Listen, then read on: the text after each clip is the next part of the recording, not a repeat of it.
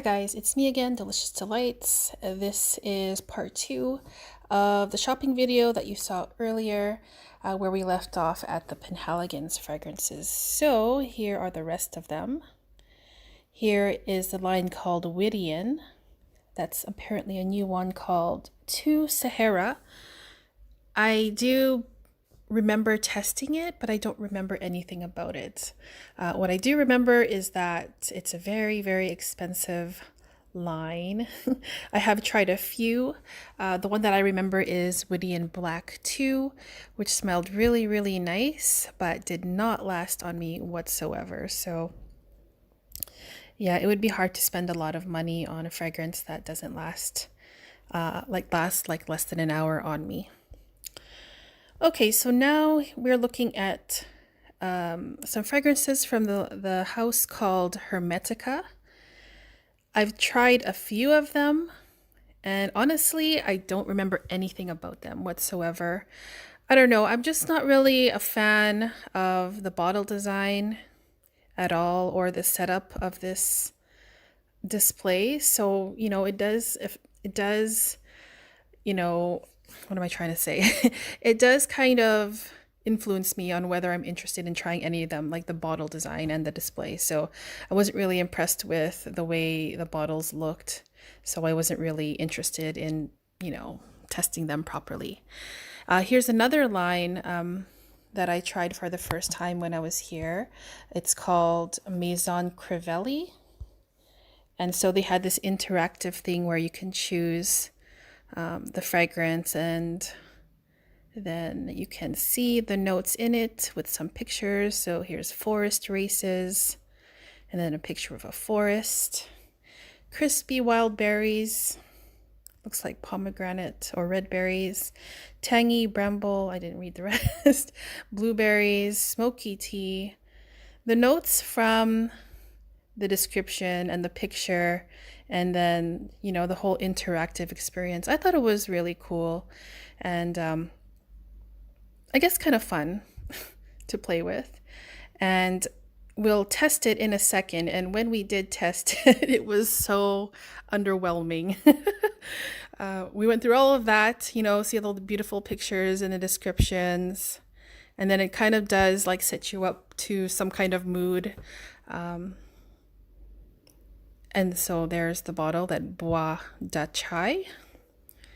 But yeah, when we tested it, it was kind of funny. Me and Andrew were laughing pretty hard. Here's another one called Santal Volcanique. Really, really cool name. Tried it, and I don't remember anything about it either. Very forgettable. You can see his reaction.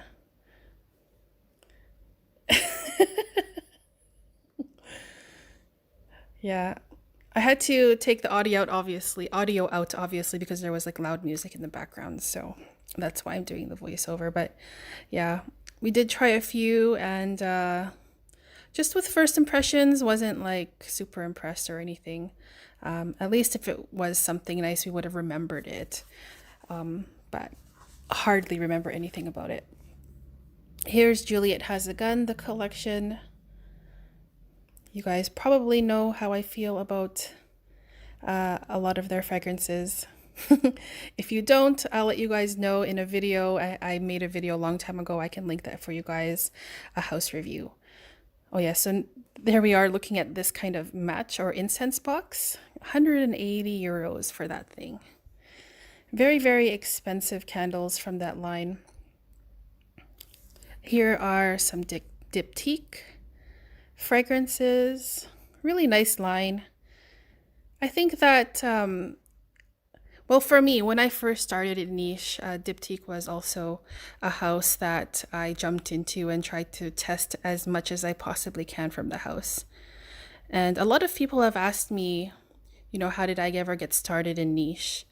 And what do I recommend them to do? Because if they're just new with niche fragrances, with with sampling niche fragrances.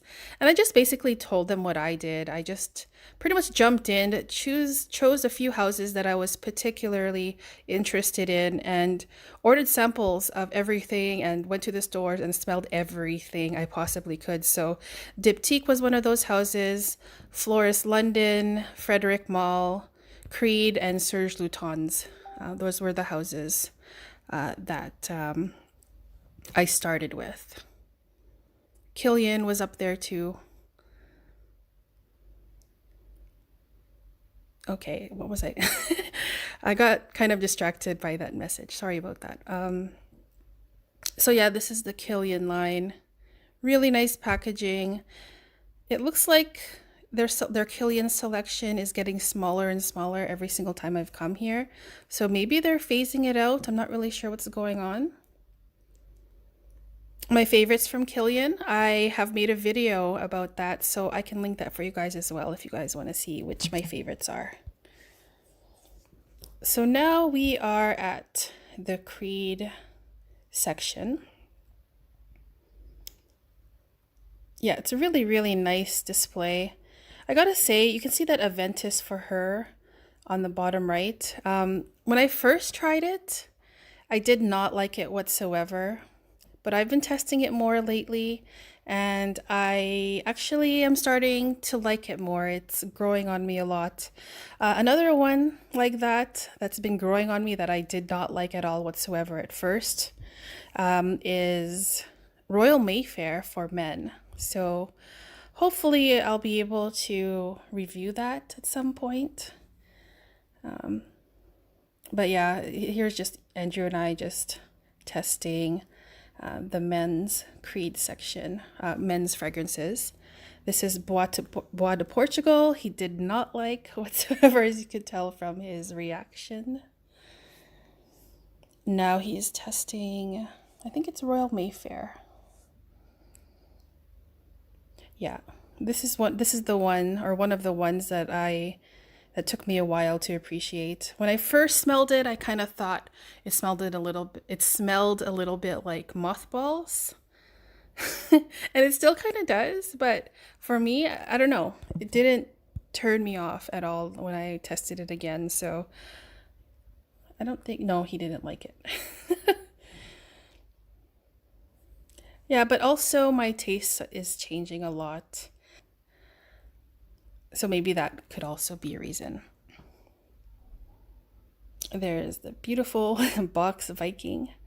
That one I was not impressed with when I first tried it. Royal Water, that one's not bad. Pretty good. But the Viking I didn't like at all. But, oh, he kind of liked the Royal Water. But if I tried it again, maybe I would like it again. Who knows? Favorites from Creed would be, probably Virgin Island Water is one of my favorites. I really, really like the Asian green tea as well, as you can see there. White Amber is really nice as well. And those would be my top ones. So here we are back at the Penhaligons section, just showing the portraits collection with animal heads on top.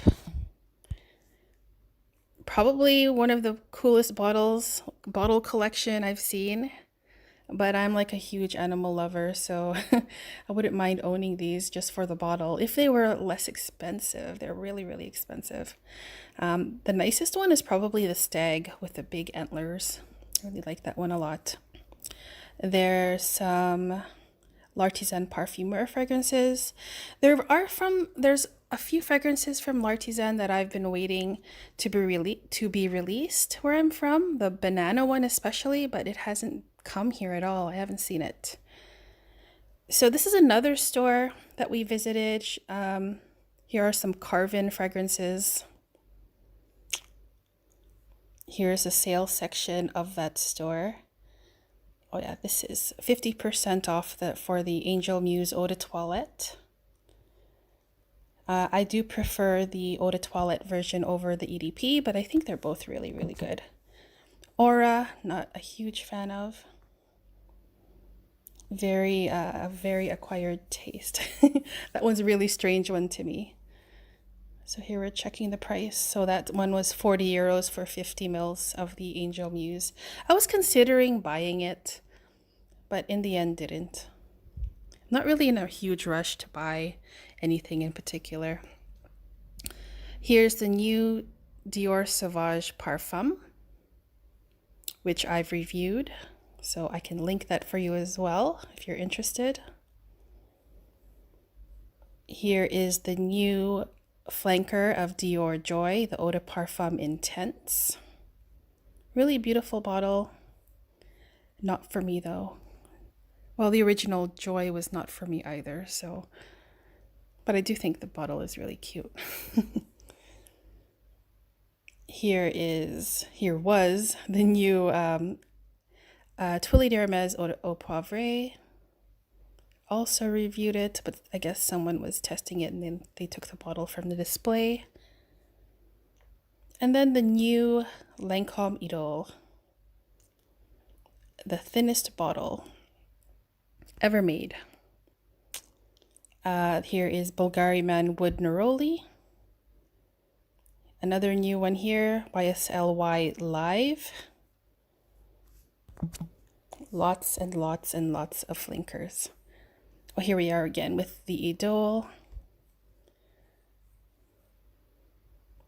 And another new release, Tom Ford Metallique, which I really liked. I was really surprised with that fragrance. It might even be a contender for a purchase for me later in the year. We'll have to see. Anyways, this video will be ending soon. I want to thank you guys so much for joining me, for watching. I hope you guys enjoyed this video. Yeah, and I hope you guys are doing well. So I'll see you guys next time. Take care, guys. Bye-bye.